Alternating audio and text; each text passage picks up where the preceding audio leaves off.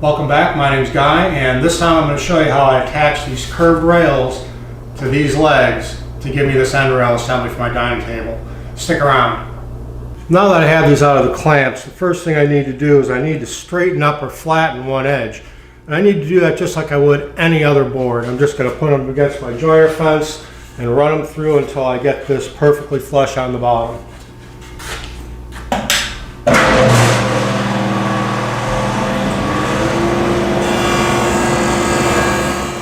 So this is what I'm looking for. I've got one edge perfectly perpendicular to the face of this, just like any other board. So what I need to do next is do the other one, and then I need to cut these to a finished width of 3.5 inches.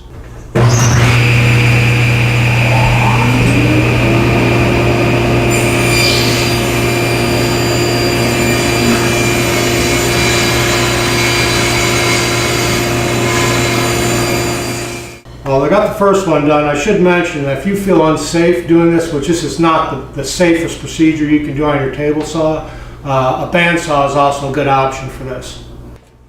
Everything is based off the center lines of this template. So I've got the center line here, I've got the legs here. So I brought down my center line on the actual piece itself. I just need to line that up with this. Now, there was a little bit of spring back that I didn't account for, but that's okay. I just need to line this up. Now that I have it in place where those joints are going to be, as indicated by the leg pattern on the layout, I can just draw a line here and one on the other side. So now that I've got those marks there, I can just carry them across a little bit so I can see them from the top. And take a straight edge and then just mark a line of where that cut has to take place. I don't know what that angle is. I don't really care. That's the reality of it. So I'm just going to go over to my miter saw, line up my laser on that, and cut these to length.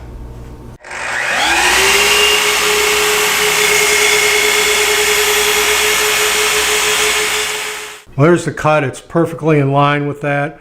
And again, I can clean that up a little bit, and I probably will need to take a little bit off of there to get these to fit right. I just need to make the other 3 cuts. I'm getting ready to cut the dominoes and the rails, and I've had to clamp it up a little goofy. I'm going to be using the face of my MFT table, or my outfeed table, as a reference face.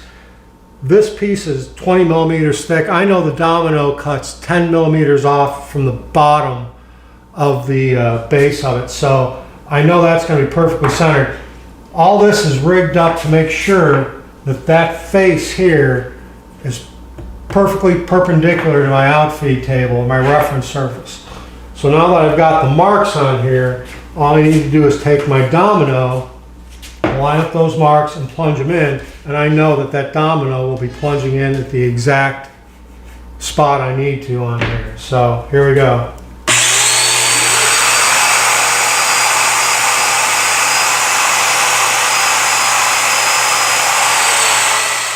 Okay, those are the holes, and these are going to be 8x40 dominoes also. I can go the full 20 millimeters on both the legs and the rails on this. So I just need to flip this around, do this one, and then do the other one, and then I'll work on the legs. I'm getting ready to set up for the joinery for the rails, and these are the curved rails that go between the 2 legs, bowed towards the inside. So I've got my triangle here again, and these are the fronts. Let me move these away this time. And I'm going to cant these out where the faces are out like that. Okay, now the rails are going to be going here and here. There is going to be the curved rail, the bent lamination, going between these 2 sides. And that's what this line with the C means. C is for curved. So now that I've got those marked out, I need to make sure that when I'm flipping these around and I'm using the domino, that I'm referencing against the right face. So that's what this line with the dot is here.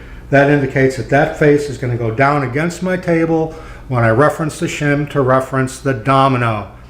Sounds complicated. It really isn't. Once you get this laid out and you visualize it in person, it's actually very easy to get your head around.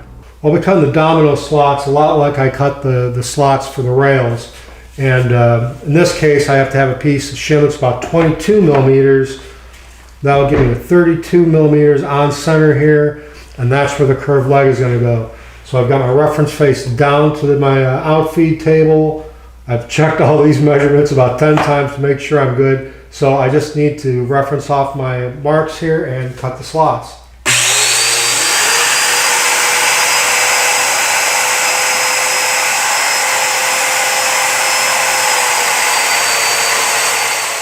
So here's the first set of domino slots. I just need to do the rest of the legs. This represents a little bit of a different clamping situation, strictly because you don't have a straight face to clamp on here on the ends. And also this rail is between these angled faces. So if you put pressure on it, these are going to twist in like this, and you're not going to be able to close the gap right here. So this is one of the reasons why you never get rid of your cutoffs. I've got some cutoffs from the ends of the legs, and I've put a 45-degree cut right down the middle of them. And these are going to go on the ends like this, okay?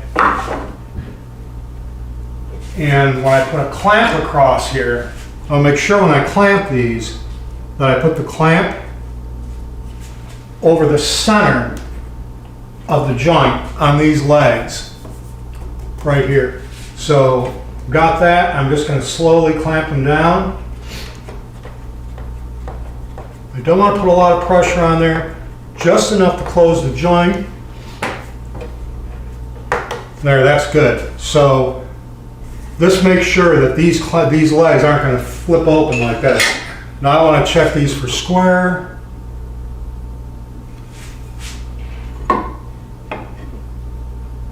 And they're pretty good. So the next thing I need to do is I need to clamp in the curved rail, and that represents a totally different situation.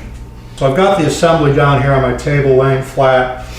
It's pretty square. It doesn't have to be perfectly square right now, but I've got the curve rail, which again is going towards the middle of the table here, and I've got the dominoes in the ends. And I'm just going to put this in here.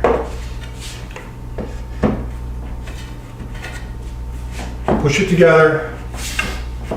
Now, just like before, I've got those 45-degree ends on here.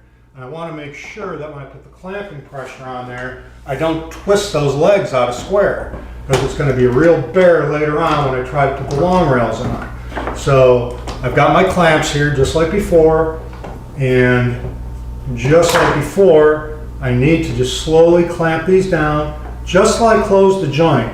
And this is what's going to happen when I actually glue up the table. I just want to close the joint. I don't want to start messing all this up and taking it out of square. I've got this assembly back on my bench, and all the visible joints that you're going to see on the front and on the back too, the ones you're not going to see, are all closed up real nice and tight. There's no gaps at all. So what I want to do is I want to make sure that this leg is still square to the rail, and boy, that came out nice. But again, this is a dry fit. When I'm using glue, that's going to be probably another situation. But at least I have a clamping strategy all laid out to do this.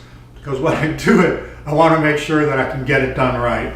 That's it for this time. The joinery on this wasn't super complicated, but it's a very exacting process. The domino really makes this easy to do. But you still have to be very careful and watch what you're doing, especially on the layout, because it's just unconventional the way all this joinery is connecting together. So thanks a lot for watching, and as always, if you haven't subscribed, please do. It means a lot to me, and we'll see you next time.